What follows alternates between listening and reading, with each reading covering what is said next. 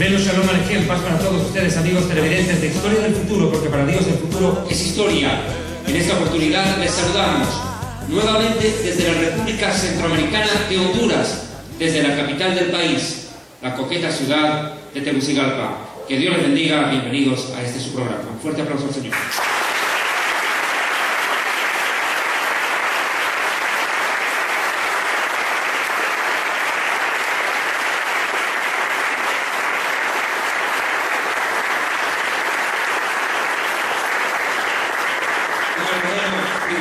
Ciertamente para mi persona poder estar en esta noble tierra centroamericana, la tierra de los catrachos. Dios bendiga a Honduras.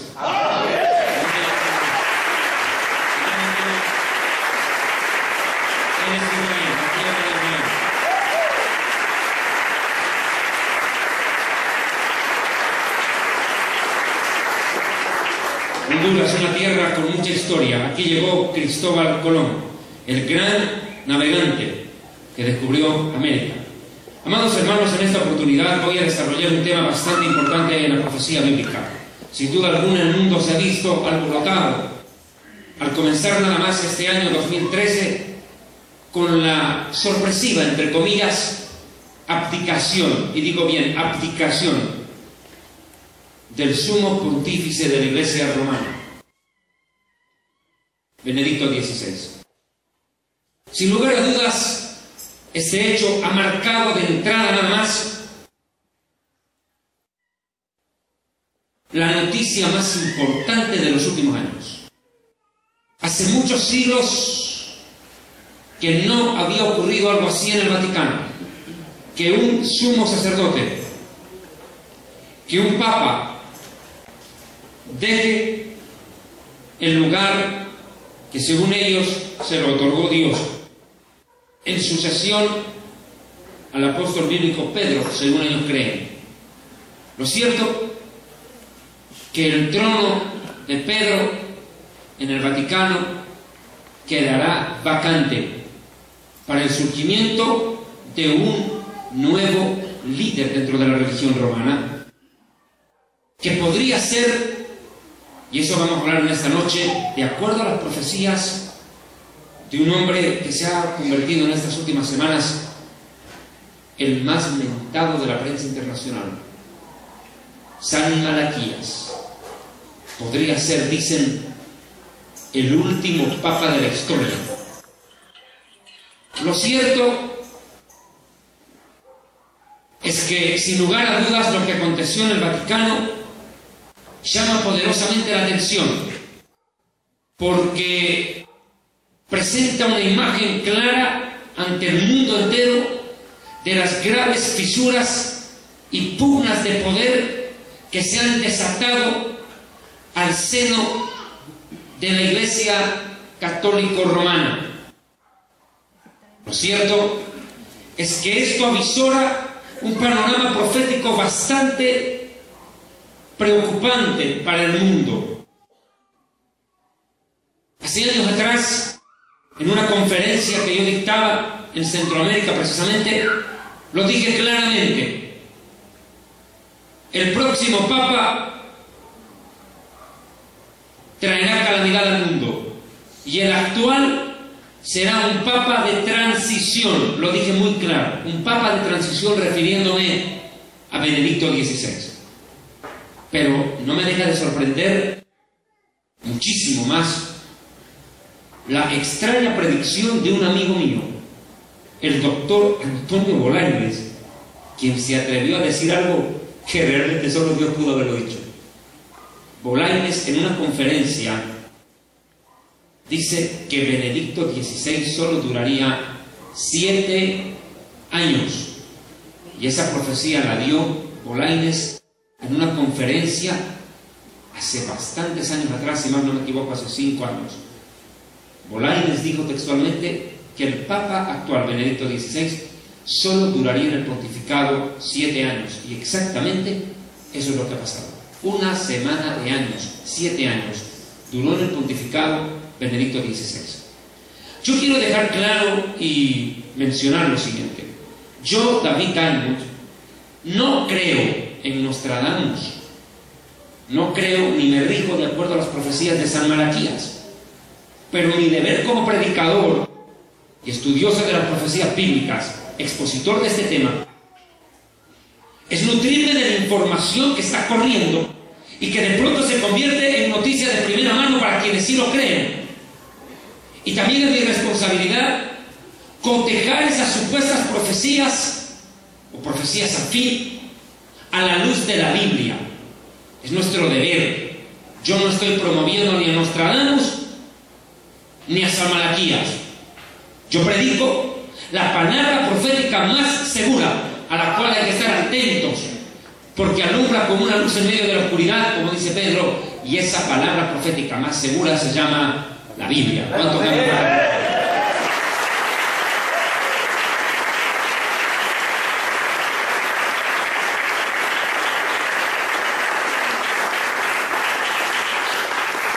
Hacia el año 325, y lo digo claramente en mi libro Historia del Futuro, en la página 218, en el año 325 de la era cristiana, Constantino, el emperador romano, que era un pagano perseguidor de cristianos y que se convirtió sorpresivamente, misteriosamente al cristianismo, porque según él dice y cuenta, él vio una cruz en el cielo y escuchó una voz que le dijo: con esto vencerás, y en efecto ganó una batalla. Constantino, a partir de ese momento, se convierte al cristianismo y deja de perseguir y de masacrar a los cristianos y vuelca el pastel. Ahora ya no perseguía a los cristianos, perseguía a los que no querían ser cristianos. Se volcó el pastel.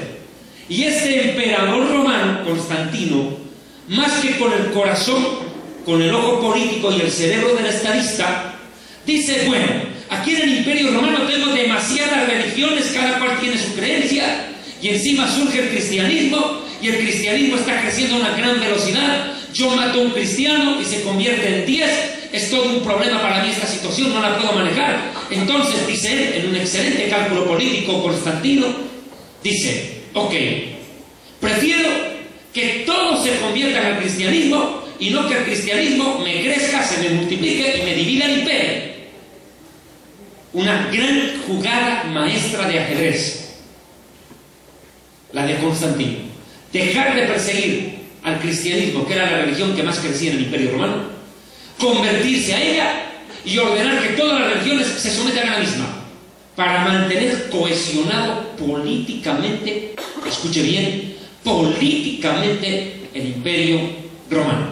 Lo que les estoy diciendo es que la creación y el surgimiento de la Iglesia Católica Romana no fue una obra del Espíritu Santo, fue una decisión pragmática de un hombre con una capacidad política y visionaria impresionante. Definitivamente, lo que dio origen a la Iglesia romana fue el deseo y la ambición del poder político, no la dirección del Espíritu Santo. Constantino, el gobernador, decide crear una nueva religión, el Sacrosanto Imperio Romano, prácticamente. Y ya no los mantiene unidos bajo su figura política. A eso le añade otro factor: la religión, la espiritualidad. Entonces se convierte en la religión oficial del imperio, el cristianismo, pero un cristianismo idólatra y pagano, que nada tiene que ver con el cristianismo que predicó el Hijo de Dios. Nada tiene que ver. Y lo digo con todo respeto a mis amigos católicos.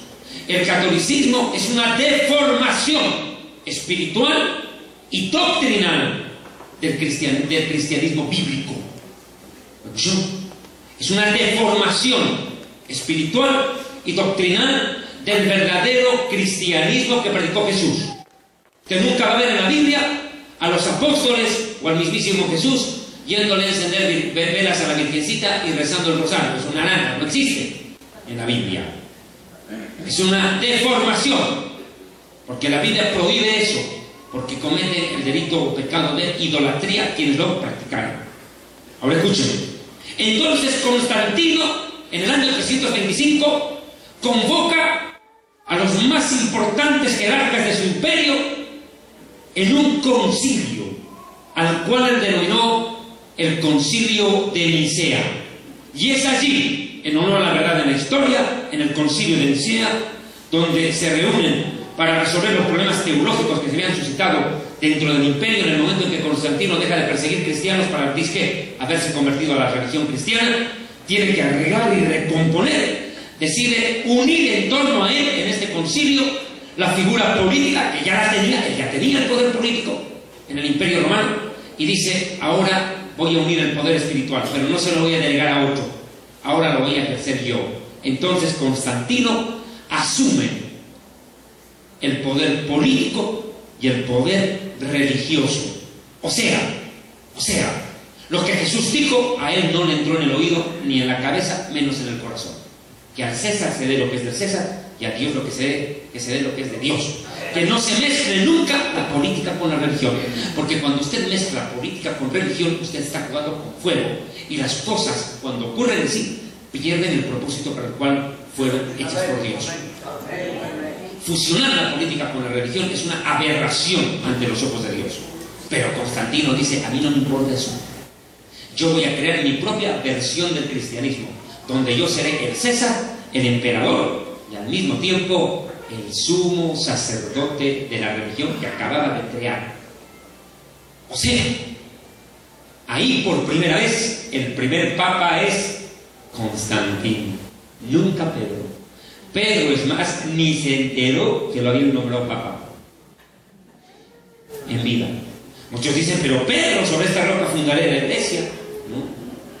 ¿Cómo Jesús iba a poner a Pedro como responsable de la iglesia cuando Pedro los 10 minutos lo negó 3 veces?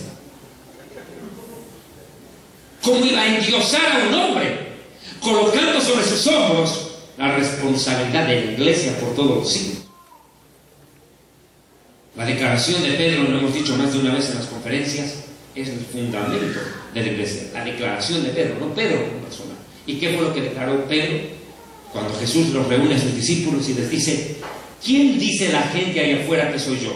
Y le dice: bueno, unos dicen que tú eres Elías, otros dicen que eres Jeremías, inclusive que eres Juan, o uno de los profetas.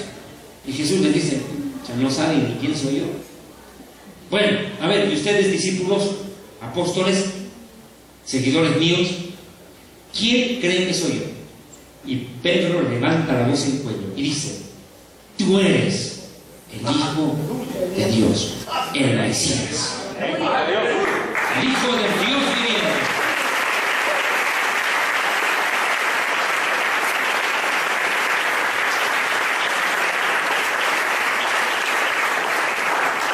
Y cuando Pedro emite esa declaración, si nos trasladáramos a la escena en cuestión, Jesús voltea la cabeza y fija la mirada en ese momento en Pedro.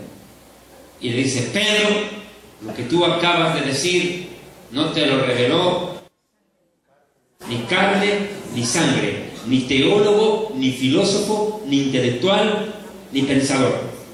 Te lo reveló mi Padre que está en los cielos.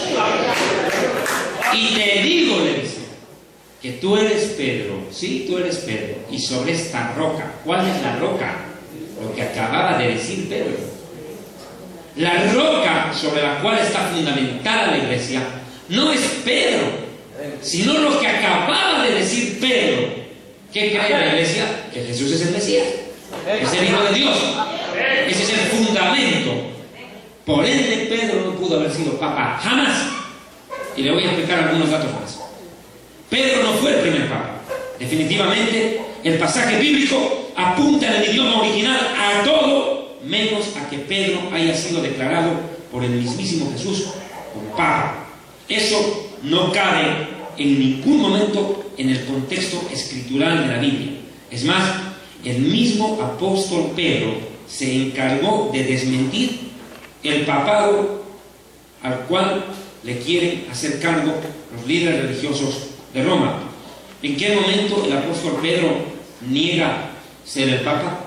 En 1 de Pedro 2:4, Pedro dice: acercándose a Jesús, la piedra viva, desechada ciertamente por los hombres, mas para Dios escogida y preciosa. Es el mismo apóstol Pedro, en la primera epístola, que se encarga de desmentir, de decir: yo no soy el líder de la iglesia.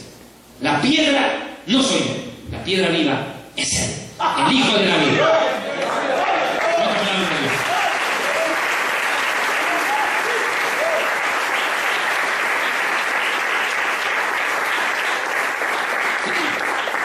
Pero cuando uno mira la declaración del texto, veamos lo que pasó en Mateo capítulo 16, porque este es el origen del embrollo con el Vaticano. En Mateo capítulo 16, versículo 15, precisamente será la escena esta. Veamos, recordémosla, retorcemos un poco el asunto al momento en el cual Jesús y Pedro conversan. Dice: Jesús les dijo a sus discípulos: ¿y vosotros, quién decís que soy yo? Respondiendo Simón Pedro le dijo: tú eres el Mesías. Partamos de él. El Mesías. Atahu ha Mashiach. Le dicen en hebreo: tú eres el Mesías. ¿Y qué es el Mesías? Si no fue precisamente el personaje más esperado en la historia de Israel. Hasta el día de hoy mi pueblo sigue esperando al Mesías. Muy pocos lo reconocieron. Y los que lo reconocieron lo hacen ahí en ese mismo momento, a través de Pedro. Pedro reconoce en Yeshua, en Jesús, al Mesías esperado por la nación de Israel, al verdadero Mesías prometido por el Dios vivo y verdadero, el Santo de Israel, el Dios de Abraham, de Isaac y de Jacob, el Dios de nuestros padres. Pedro observa y dice: Él es el Mesías, pero no lo dice por sí mismo, sino por una obra del Espíritu Santo.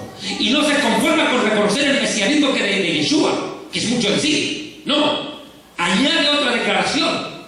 Vea, es que lo que dijo Pedro no es cualquier cosa. Tú eres el Mesías, el Hijo del Dios viviente. Tremenda declaración. El Hijo del Dios viviente, el unigénito.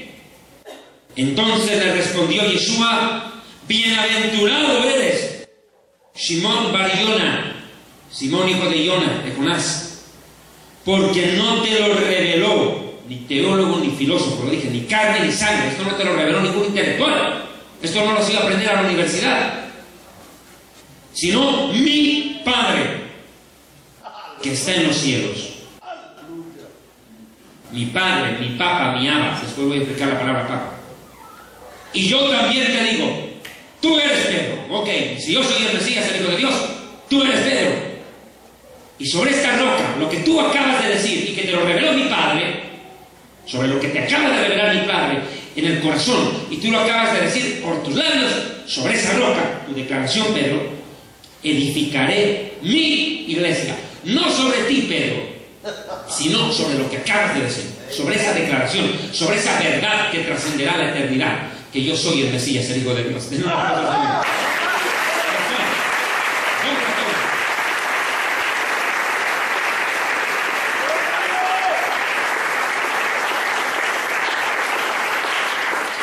Sobre esta roca edificaré mi iglesia, y las puertas del infierno no van a poder contra ella. Va a haber una guerra espiritual contra el infierno, pero el infierno será aplastado y vencido.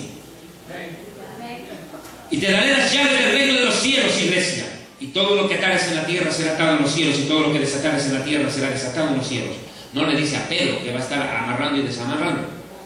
No es que Pedro va a estar aburrido en el cielo entre que amarra y desamarra, como quien amarra un zapato. No es eso. En la iglesia, poder espiritual, es decir, te voy a dar poder espiritual a la iglesia sobre el infierno.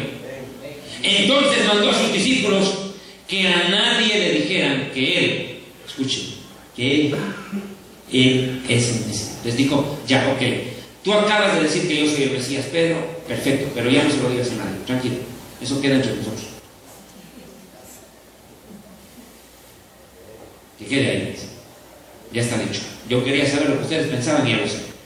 Pero Pablo hace otra declaración trascendental en la historia. Rav Shaul, el rabino Saulo de Tarso. Pablo, el gran teólogo del Brit Hadashah, del Nuevo Testamento. Este intelectual judío que tiene un encuentro con el Mesías hace una declaración también que no es de desestimar. El Ministerio Evangelístico Internacional Kedushá Santidad presenta Jerusalén y la tierra prometida, el plan de Dios para Israel y el fin de los tiempos en Historia del Futuro, porque para Dios el futuro es historia.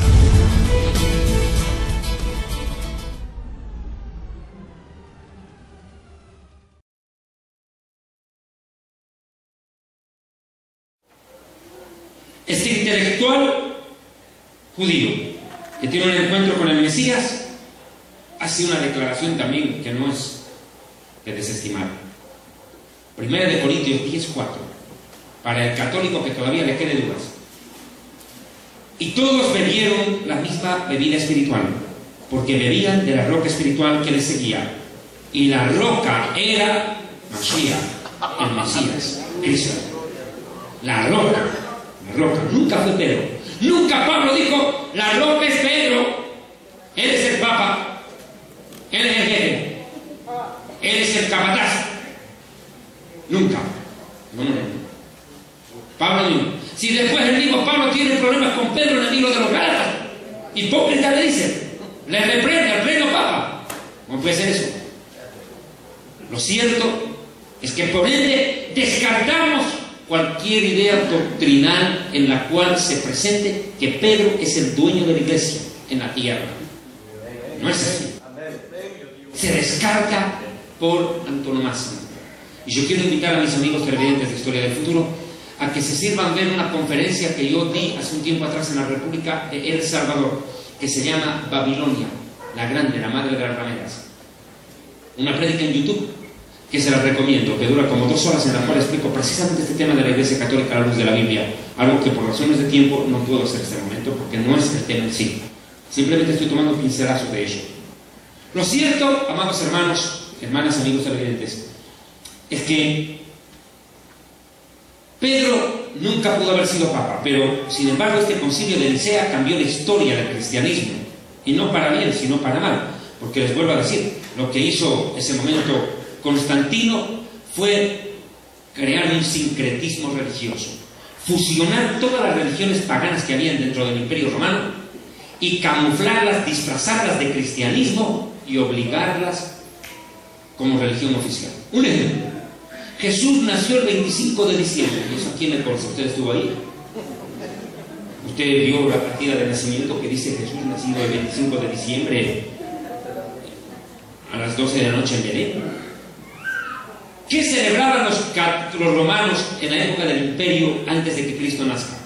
Ellos celebraban la Saturnalia romana, el solsticio, la fiesta del dios Baal. Ellos celebraban eso en esa semana. ¿Y qué hicieron? Cristianizaron esa costumbre pagana. Y dijeron, bueno, ya no es el sol, ahora va a ser el sol de justicia y listo, es Mesías. Eso hicieron, un sincretismo, mezclaron todas las religiones ahí. Hicieron una ensalada rusa, tremendo, mezclaron todo. Y para colmo, no bastándoles el cometer el terrible sacrilegio de mezclar lo santo de Dios con las religiones paganas e idolátricas del Imperio Romano, cometen la aberración mayúscula de añadirle ambición política. O sea, tergiversación de la Biblia, fusión a religiones paganas y diabólicas, más ambición política. O sea, eso no se puede llamar cristianismo, se llama lo que ellos mismos llaman catolicismo.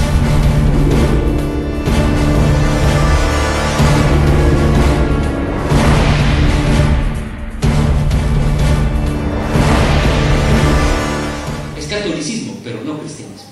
Porque el cristianismo se basa en Cristo y la Biblia, no en la tradición de los hombres, no en la costumbre, mucho menos en la idolatría y en el paganismo, que son precisamente el núcleo de la fe de la religión más prostituida de la historia, la católica, a la cual la misma Biblia la llama Madre de las Rameras.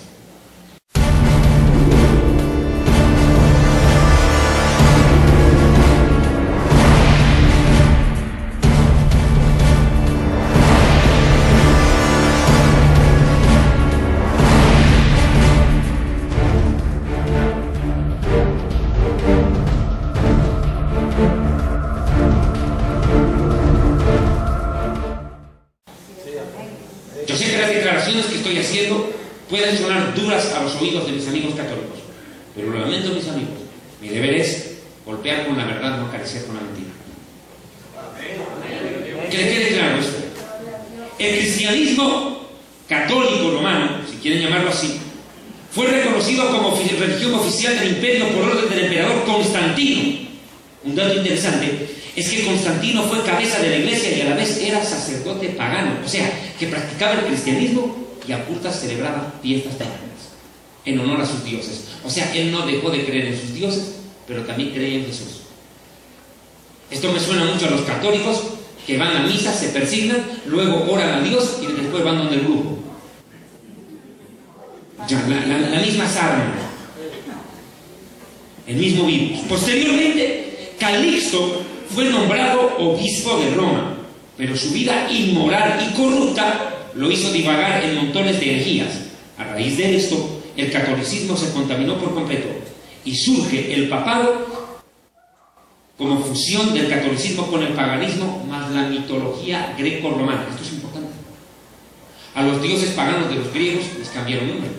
Por ejemplo, había un dios romano que se llamaba Maximón y después le llamaron San Simón. Expertos.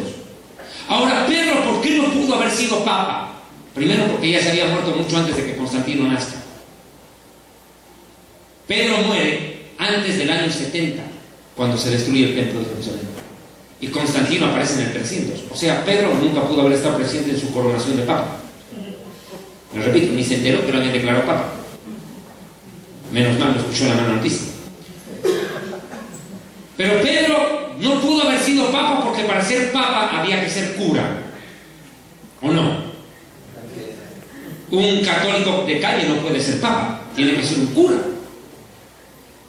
Pero para ser cura hay que ser célibe, no hay que tener esposa. Sin embargo, Pedro tuvo suegra.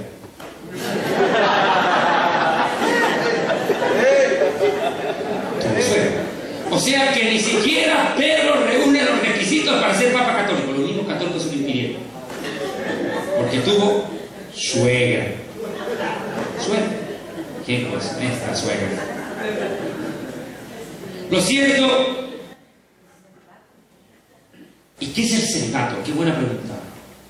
Es la abstinencia de relaciones sexuales de un hombre con una mujer para obedecer a Dios y dedicarse por completo al servicio del Creador. Eso es, pero por imposición. Y la Biblia, ¿sabe cómo le llama? Doctrina del demonio.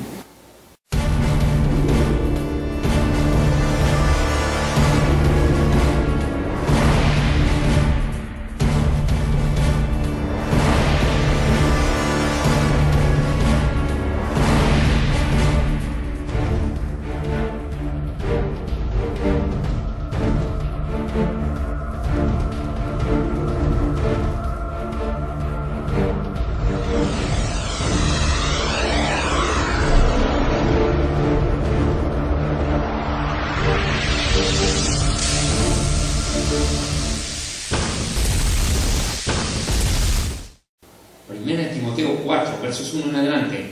Pero el Espíritu dice claramente que en los últimos días algunos hombres apostatarán de la fe, escuchando a doctrinas de demonios y espíritus de engaño, de hombres que, teniendo cautelizada la conciencia, prohibirán casarse.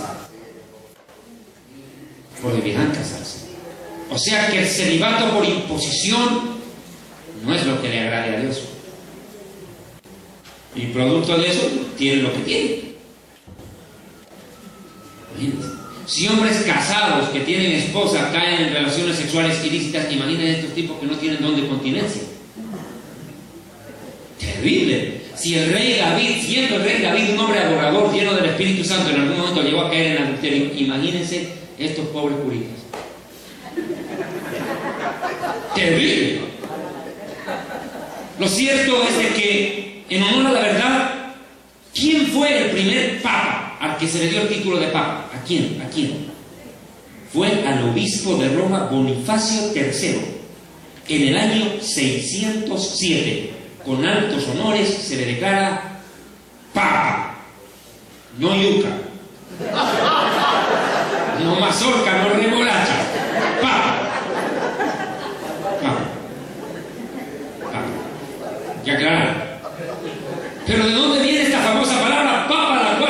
tan popular en el léxico. Bueno, en honor a la verdad, la palabra papa no es mala, sino el sentido que le dio. La palabra papa viene desde atrás, desde la Biblia, del arameo, abba, la cual para nosotros los judíos es la primera palabra que el niño pronuncia al nacer. Abba, abba. Y no se refiere a su padre terrenal, sino a Dios. Dice la tradición judía que todo niño que viene al mundo alaba a Dios en su primera palabra. Abba, que significa mi papito, mi Dios. Y Jesús la usó en Mateo 23:9. A nadie llamaréis Abba, Padre, pues uno solo es vuestro Padre y está en los cielos. Y Jesús se refería a Dios el Padre como Abba, como Papa. Miren, Marcos 14:36, página 224 del libro Historia del Futuro. Y decía: Abba, Padre, todas las cosas son posibles para ti. Y después, ese sentimiento de paternidad de nosotros hacia Dios, de amor hacia nuestro Padre, se ve patentizado cuando Romanos capítulo 8, versículo 15 dice: pues no habéis recibido el espíritu de esclavitud para estar otra vez en temor, sino que habéis recibido el espíritu de adopción, por el cual clamamos: Abba, Padre. Pero vuelvo a leer Mateo 23:9. Jesús dijo: a nadie llamaréis Papa. La palabra Abba en hebreo, perdón, en arameo, es traducida al latín como Papa y se le atribuye al líder de la iglesia romana, algo que por demás es una herejía, porque Jesús está diciendo que ese título solo le pertenece a Dios el Padre. Yo no tengo problema en decirle padre a mi papá terrenal, pues tú tampoco, eres el papá, está bien, pero no en el sentido espiritual. Por ende, cuando un evangélico dice mi pastor es mi padre espiritual, está tan pagano, idólatra y loco como el católico que le dice padre al papa. Comete el mismo error. Ya no es el tatacura, ahora es el tatapastor, el taita. Porque el padre de los espíritus es Dios. La Biblia lo dice. El padre de los espíritus. Ahora aquí quiero llegar a esto.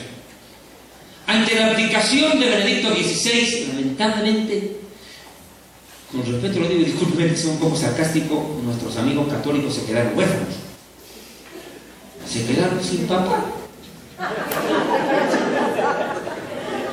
Su papá los despreció. Y cada cierto tiempo se quedan huérfanos o se sienten abandonados porque su padre ahorita como lo tengo botados. Pero nosotros tenemos un Padre que no gloria a Dios. Gloria a Dios el Padre, al Dios vivo y verdadero, al Creador del universo, al Padre de nuestro Señor Jesús, a nuestro Padre. Que no es un papá que se muere o que renuncia a su lugar de papá. Imagínese Dios diciendo: no, yo no quiero ser padre, nada, me retiro del cargo. ¡Qué terrible! Si estamos fritos. Aleluya. Ay, mis amigos católicos se quedaron en pocas palabras huérfanos. Mire, pero la iglesia romana,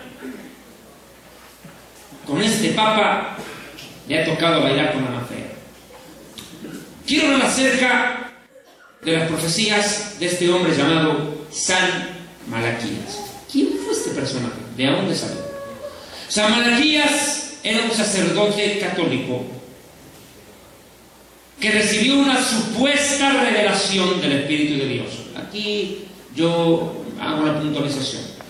Personalmente, el Espíritu Santo no le dirigiría en una revelación de semejante tamaño a un idólatra. Eso yo tengo claro. El Espíritu Santo, cuando se reveló o Dios habló algo a alguien, dice la Biblia que Dios habló a los santos hombres. Santos, no idolatras. Vean el libro de Pedro, se lo voy a demostrar, porque yo quiero que me entiendan. ¿Cómo es que llega una profecía? No es que una profecía viene porque usted se comió 4 tallarines, 8 cerdos, 27 patos y se pegó 8 naranjas y 9 vasos de leche y recibió una profecía. O sea, eso está bien que lo predique Cashmuna, Guillermo Maldonado, que entonces se tragarán que los tipos reciben revelaciones, pero más que diabólicas. Estamos hablando de revelación de verdad, no payasada. Mire lo que dice la Biblia. ¿Cómo es que llega una profecía? Mire, segunda de Pedro capítulo 1 cuenta cómo es que llegan las profecías y a quiénes le vienen. Segunda de Pedro, y no es Pedro Picapiedra, es apóstol. Segunda de Pedro 1, verso 19. Tenemos también la palabra profética más segura, la cual hacéis bien en estar atentos como una antorcha que alumbra el lugar oscuro, hasta que el día esclarezca y el lucero de la mañana salga en vuestros corazones. Entendiendo primero esto, 2 puntos, clave esto, póngale cuidado mismo, que ninguna profecía de la Escritura es de interpretación privada. O sea que nadie puede agarrar un versículo de la Biblia y decir, esto Dios lo dijo por mí. Eso solo lo pudo haber dicho el Mesías, y Yeshua lo dijo. Cuando descendió el libro del profeta Isaías y dice, el Espíritu del Señor está sobre mí por cuanto me ha ungido a predicar buenas nuevas a los abatidos, Jesús dice, esto habla de mí, pero Él es quien para decirlo.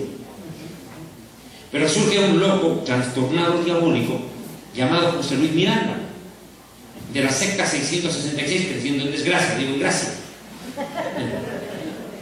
Pero este personaje, este loco de acá, agarra un versículo de la Biblia en el libro de Timoteo que dice, porque hay un solo Dios y un solo mediador entre Dios y los hombres, Jesucristo hombre. Y dice, yo soy Jesucristo hombre, de mí habla.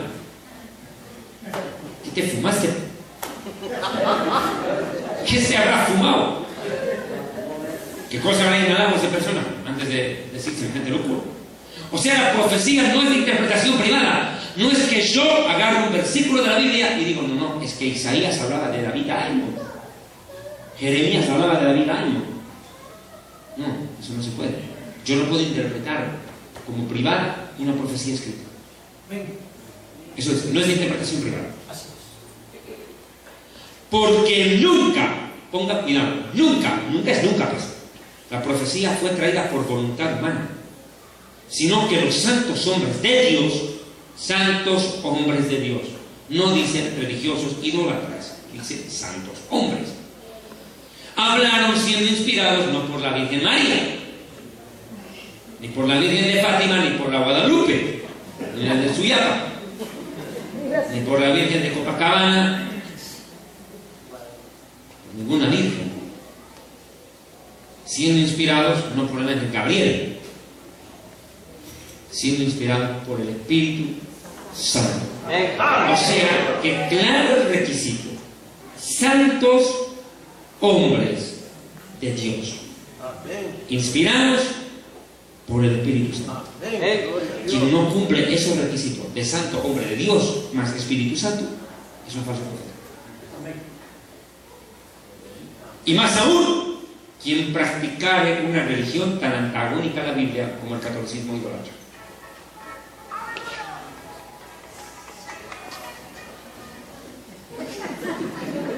A la salida lo exorcizamos.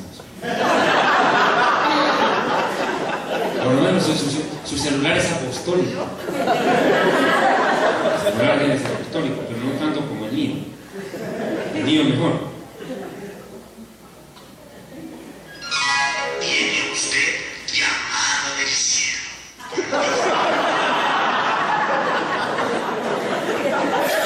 Cómprate uno como el mío.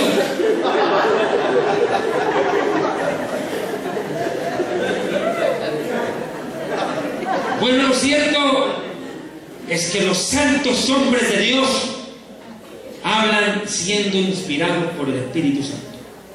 Pero Malaquías, ¿quién inspiró? Lo cierto es que el diablo podrá ser diablo. Y el diablo, si hay algo que conoce muy bien en la Biblia, el diablo no es omnisciente, pero conoce el futuro. Porque el diablo no solo lee la Biblia, sino que es actor en la Biblia. ¿Y cómo el diablo no va a saber lo que le espera a la iglesia que él mismo acababa de formar? Si él mismo traza un plan, así como Dios por medio de Cristo tiene un plan para la iglesia de la sana doctrina, el diablo tiene un plan para llevar a la iglesia idólatra por lo que quiere. Lo cierto es de que San Malaquías, lo sepa o no lo sepa, este personaje anuncia el surgimiento de 112 papas en la historia romana. Todos concuerdan en que estamos en el Papa 111, Benedicto XVI, que viene en sucesión de Juan Pablo II, que tuvo un pontificado de 27 años y en el cual podríamos catalogarlo como el Papa más pagano e idólatra de la historia, sin lugar a dudas. Si ha habido un Papa católico que ha dispersado y diseminado la idolatría en el mundo, Juan Pablo II, donde ha llegado, ha declarado santos a cuantos ha encontrado. El Ministerio Evangelístico Internacional Kedushá, Santidad, presenta Jerusalén y la Tierra Prometida, el plan de Dios para Israel y el fin de los tiempos en Historia del Futuro, porque para Dios el futuro es historia.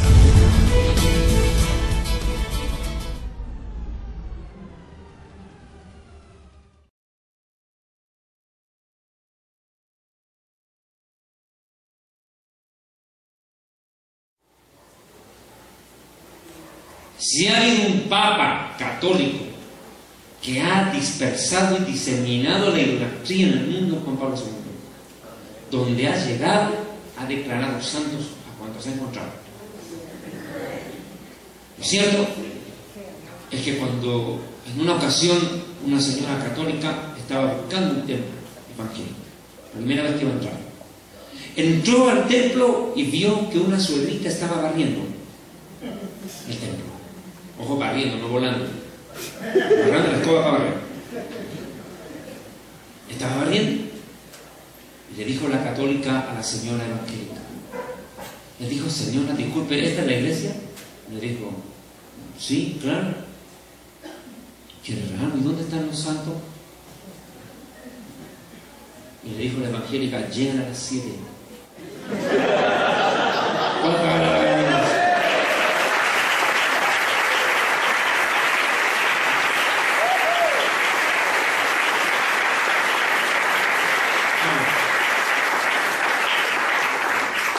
Es que en la iglesia falsa los santos son de mentiritas, son muñequitos, el juguetón, juguetería. En cambio, en la iglesia que ama y teme a Dios, donde está el Espíritu Santo, los santos son aquellos que han nacido de nuevo, santificados en la sangre del Cordero.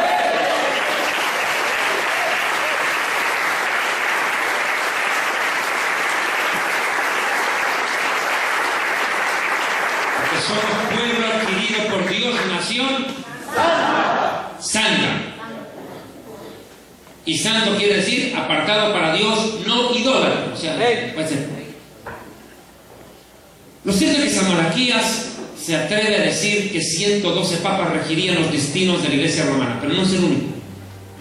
Otro personaje surge en escena, San Agustín de Hipona, quien también anuncia que el último Papa vivirá grandes sufrimientos.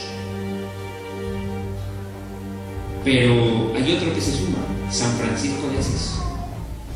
Él también se atrevió a decir que el último Papa de la historia tendría serios problemas.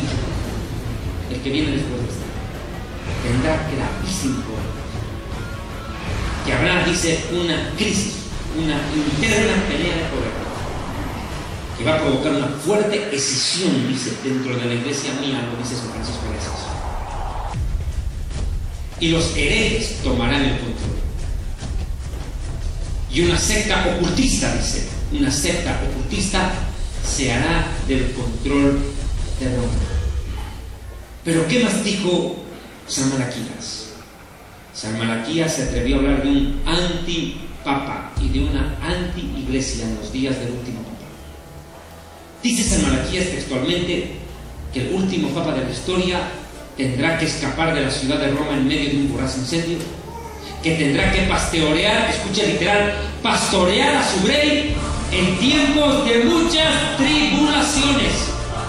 Suena la palabra tribulación. Exacto, Jesucristo que habrá tribulación y gran tribulación en la tierra. Desgracias en el mundo, lo que describe el libro del Apocalipsis.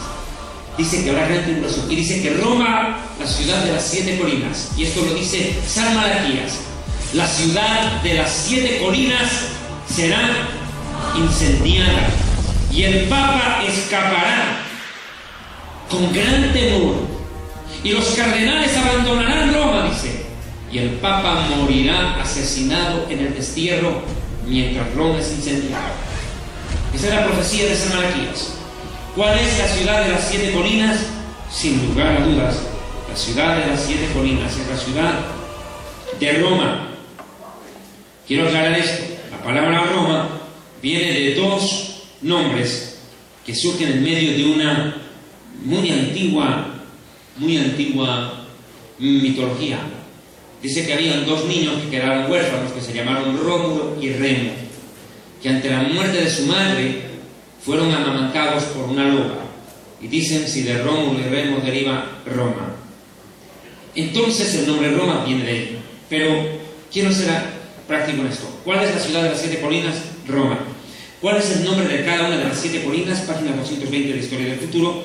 Las 7 colinas de Roma son Coeliano, Esquilino, Capitolino, Palatino, Quirinal, Viminal y Aventino. El monte Aventino es el lugar donde está ubicada la Basílica de San Pedro, centro del Vaticano. La palabra Vaticano viene del latín vaticinio, que significa hechicería y adivinación. Vaticinar. Pero ponelo, Apocalipsis 17:9, esto para la mente que tenga sabiduría. Los tontitos no, los que tienen sabiduría de Dios sí. Las 7 cabezas son 7 montes sobre los cuales se sienta una mujer que es una iglesia prostituta, una ramera. Habla de la ciudad de Roma, la ciudad de las 7 colinas, a las cuales ahí se llama mención. Y Apocalipsis 17, verso 18, la mujer que has visto es la gran ciudad que reina sobre los reyes de la tierra. Y curiosamente, la iglesia romana tiene legaciones diplomáticas en 172 países del mundo. Déjeme decirle que la iglesia católico romana no es solamente una iglesia, es un estado pontificio. ¿Qué quiere decir un estado pontificio? Voy a primero definir lo que significa estado. De acuerdo al célebre filósofo griego Platón, estado es la sociedad políticamente organizada entre gobernantes y gobernados, que se rigen por una ley en común en su convivencia. La sociedad políticamente organizada entre gobernantes y gobernados que se rigen por una ley en común. Eso es un estado. Y un estado pontificio quiere decir un estado religioso. No existe un estado religioso en el mundo, salvo Roma. No hay. Ni siquiera la Meca en Arabia Saudita para los musulmanes es un estado religioso. Simplemente es una ciudad religiosa donde van y peregrinan. Pero no es una ciudad o un país religioso como en el caso del Vaticano. El Vaticano es un estado, es decir, un país que tiene no un presidente, a diferencia de nosotros. El Vaticano no tiene presidente de la República, no tiene primer ministro, no, lo que tiene es rey. Rey tiene. Es igual que el rey de España, la reina de Inglaterra, el rey del Vaticano. Se llama, en este caso, Benedicto XVI. Es un rey, él no tiene un presidente. Por eso, aprovecho la aclaración, no se puede hablar de una renuncia del Papa en Roma. No se puede llamar renuncia, porque renuncia es un término que se aplica de presidentes para abajo. Pero los reyes nunca renuncian. Se llama abdicación. Abdicación. Y lo que ha habido en Roma en estos días es una abdicación papal, no una renuncia. No es que el Papa ha renunciado, ¿no? El Papa nunca renunció, abdicó, es otra cosa. Ese es el verbo correcto, abdicar, porque se refiere a un rey. ¿Cuáles son las razones que llevan a Benedicto XVI a dimitir? A abdicar. muchísimas razones. Sin lugar a dudas, una terrible pelea interna dentro del seno del imperio religioso de Roma. Unas declaraciones sorprendentes le han dado la vuelta al mundo, las de un periodista en la red RT, que vinieron como una confirmación a lo que yo desde un principio entendí, y lo digo con todo respeto y sencillez ante Dios y ante ustedes. Cuando yo leo la noticia de la abdicación del Papa en internet, lo primero que yo entiendo es que esto es un golpe de Estado. Literalmente lo que ha habido es, escúcheme bien, un golpe de Estado silencioso, orquestado desde lo más lúgubre, lo más profundo de la codicia y la ambición de poder que hay en algunos clérigos romanos que quieren hacerse control del papado. Porque Benedicto XVI no renuncia ni por enfermo ni por viejo, aunque se sabe que secretamente el año pasado él fue operado del corazón y le cambiaron las baterías del marcapaso. Nadie en el mundo se enteró de eso. Ahora recién salió a luz que se había operado, había pasado por cirugía, nadie se enteró. Pero lo cierto es de que salió 0 kilómetros de la operación. O sea, que el Papa estaba en la plenitud de su vitalidad después de esa operación. Él estaba en la capacidad de seguir al mando del Vaticano. Pero, definitivamente, nunca los medios de comunicación dirán que al Papa lo obligaron a abdicar. Lo obligaron. ¿Quiénes y por qué? Es la pregunta que vamos a explicar. Dentro de la Iglesia Católica Romana no es desconocido, a lo largo de los años siempre ha habido una terrible pugna de poderes. Y los últimos escandaletes en los cuales la curia romana en el mundo entero se vio involucrada marcan el paso a lo que ha ocurrido.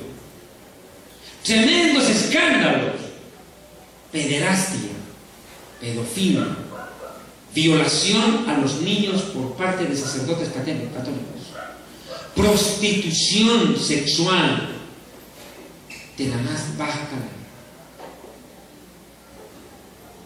millones de dólares gastados por el Vaticano en cerrarles la boca a las madres, los padres y las víctimas de violación de sacerdotes. Violación por parte de sacerdotes. Es una frase. Gastaron cantidades de dinero para callar la boca. Y uno de los casos más claros se presenta en México, un país eminentemente católico.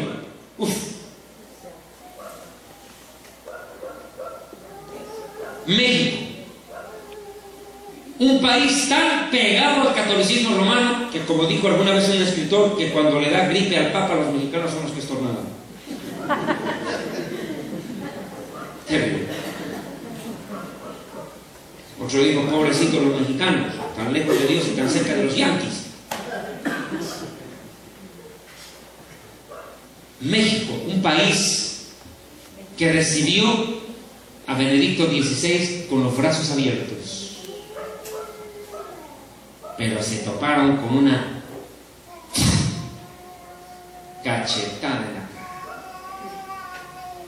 Porque si hay un país donde los sacerdotes violaron niños, es México. Cantidades de niños que denunciaron y otro callan.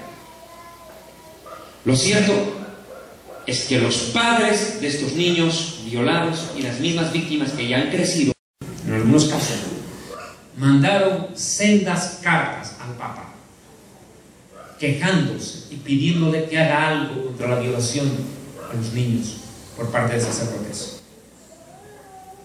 El Papa haciendo oídos sordos, nunca respondió jamás a alguna misiva de estas palabras.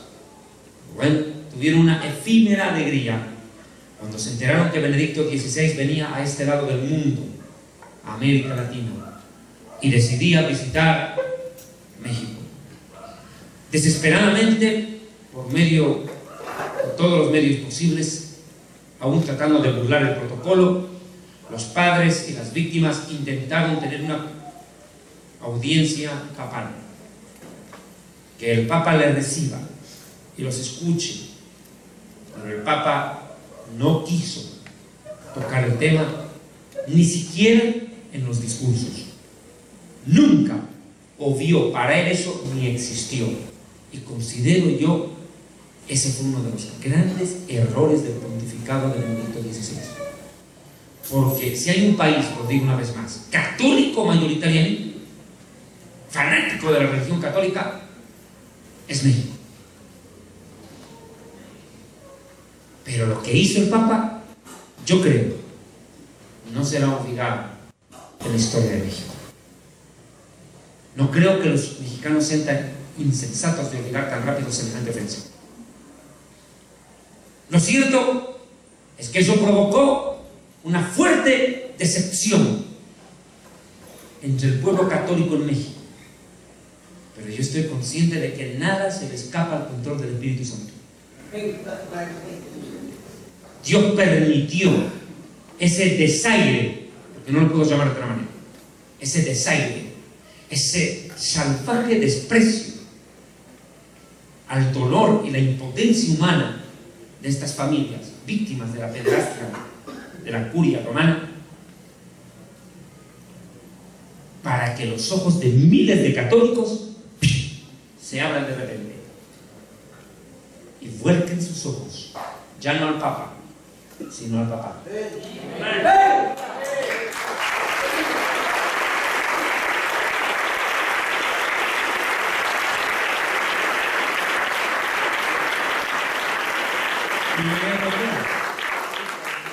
Y ahora para los católicos en México, esa famosa frase: todos los caminos conducen a Roma. ¿Y a quién le interesa ir a Roma? A mí no me interesa. Nunca me llamó la atención. Aunque todos los caminos conduzcan a Roma en la tierra, hay uno que conduce al cielo, se llama Jesucristo.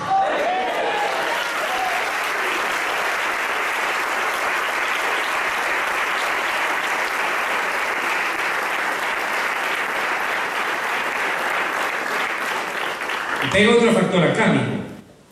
Los católicos, lo dije hace rato en un tono jocoso, pobrecitos se quedaron sin papá, huérfanos de padre. Para colmo se quedaron sin sumo sacerdote. Qué tremendo problema. Ellos le llaman el sumo pontífice, el sumo sacerdote de Roma. Qué raro. La Biblia dice que hay un solo sumo sacerdote, el Hijo de Dios. La Biblia es clara y contundente. Dice que nuestro sumo sacerdote es Cristo. Lo dice la Biblia en Hebreos capítulo 4, verso 14. Por tanto, teniendo gran sumo sacerdote que traspasó los cielos, Yeshua, Jesús, el Hijo de Dios, retengamos nuestro llamado. O sea, que los católicos se quedaron sin papá y se quedaron sin hijo, ese sumo sacerdote. Terrible. Porque usted sabía de que el Papa se usurpa la Trinidad. Papa, Padre, sumo sacerdote, o sea, Hijo, que es Cristo, el sumo sacerdote, representante de Dios en la tierra, vicario del Hijo de Dios, o sea, se cree el Espíritu Santo. Terrible herejía. O sea, se cree Padre, Hijo y Espíritu Santo al mismo tiempo. A la luz de la Biblia, terrible. Terrible. Ahora, aquí viene otro factor. ¿Qué va a pasar en Roma ante esto? Yo quiero, por favor, que escuchemos un video, este momento, que hemos preparado, en el cual un periodista de la televisión internacional se atreve a decir algo que yo no sé qué le cuesta a este hombre. Veamos, por favor, este reportaje que nos va a dejar helados. Escuche lo que dice. Hola Daniel, el pontificado de Benedicto XVI estuvo marcado por varios escándalos que dañaron la imagen de la Iglesia. ¿Esta decisión pertenece al propio pontífice o algo o alguien lo habría impulsado? Un elemento clave a tener en cuenta relacionado con la decisión del Papa de hoy es la lucha a muerte dentro de la Iglesia entre las fuerzas de la masonería y de la fe católica. Son cosas que no vamos a oír o escuchar mucho en los medios de comunicación de masa, pero desde luego es una cosa que va desde ya hace muchísimo tiempo atrás. Explico. El mundo está a punto de cambiarse para siempre. Lo que estamos viendo en directo, la destrucción global de la economía mundial, no es un accidente ni tampoco un error de cálculo cometido a consecuencia de los chanchullos de los políticos. Ya hemos hablado mucho de eso, somos 7.000 millones de personas y la élite necesita reducir la población mundial. Esto ya lo hemos comentado. Por detrás están los poderes fácticos financieros y el Vaticano es una de las empresas financieras más grandes de la historia. Su papel desde siempre ha sido no tanto salvar las almas de los fieles, sino como una entidad financiera librando esta batalla sin cuartel para proteger la riqueza acumulada casi durante 2000 años. Igual si quieres llamarlo gobierno mundial o empresa mundial, o sea, no tiene importancia, y en este campo el Vaticano es uno de los principales enemigos de algunos de los sociedades secretas más poderosos del mundo, y de ahí viene esta lucha entre el Vaticano, el Papa y la masonería, que está muy infiltrado dentro del Vaticano, y todos están luchando por los mismos intereses, hacerse con el control del mundo. Las almas en este juego es un acto secundario. Ahora la Iglesia, como ya he comentado, está desde siempre infiltrado por la masonería, y algunos de los puestos más importantes últimamente, ¿no?, los últimos décadas, ha sido en las manos de la masonería. Por ejemplo, Benedetto Argentieri, el patriarca de la Santa Sede, Cardenal Agustín Bella, era secretario del Estado y la figura más próxima al Papa con Juan XXIII y Pablo VI. Cardenal Sebastiano Baggio, el prefecto de la Sagrada Congregación de Obispos, es una congregación importantísima porque nombra a los obispos nuevos. Además, este tipo era también secretario de Estado con Juan Pablo II desde 89 hasta 92, y así muchísimo y muchísimo más. Y Benedicto XVI era un rival muy incómodo, y no es ningún secreto que había poderes dentro del Vaticano que le querían eliminar. Hasta el mismísimo Papa se ha referido de manera velada a este hecho. ¿Por qué ahora? Bueno, de hecho, según la información que tengo, el Papa quiso dimitir 21 de diciembre del año 2012, y para entender por qué esa fecha, y no, ojo, no tiene nada que ver con el calendario maya, ten en cuenta que la fecha 21 de diciembre del año 2012 no era solo el solsticio del invierno anual con el sol en su punto más bajo, sino también marcó el fin de la gran era. De hecho, el Papa, vuelvo a repetir, pensaba en dimitir esa fecha, pero le convencieron que era demasiado arriesgado dado las circunstancias y el simbolismo. Entonces, seguramente hay muchísimo más detrás de la decisión del Papa Benedicto XVI, pero lo que es absolutamente seguro, la verdad, tiene poco que ver con lo que nos van a contar los medios de comunicación de masa. Daniel, supuestamente el pontífice ha anunciado personalmente que la causa es su estado de salud. Sin embargo, durante siglos la Iglesia Católica estaba encabezada por gente de avanzada edad. Si se pusiera al frente del Vaticano una persona más joven, ¿cambiaría la imagen? No, porque yo creo que lo que tiene que cambiar es la forma de entender cómo funciona el mundo, y esto es una cosa que difícilmente van a entender, porque voy a repetir, el Vaticano, la parte dura, la parte gruesa, el eje, puedes llamarlo si quieres llamarlo así, está en las manos de la masonería, y eso es una cosa, o destrozas la masonería y la eliminas de la Iglesia, o lo que tú vas a tener de aquí hacia el futuro va a ser aún peor de lo que hemos tenido hasta ahora. Como acabamos de ver en este video, la evidencia es clara. Lo que pasó en el Vaticano no fue algo improvisado, fue planeado. Esto no fue algo que se dio de la noche a la mañana, estaba fríamente calculado, como dijo Chapulín.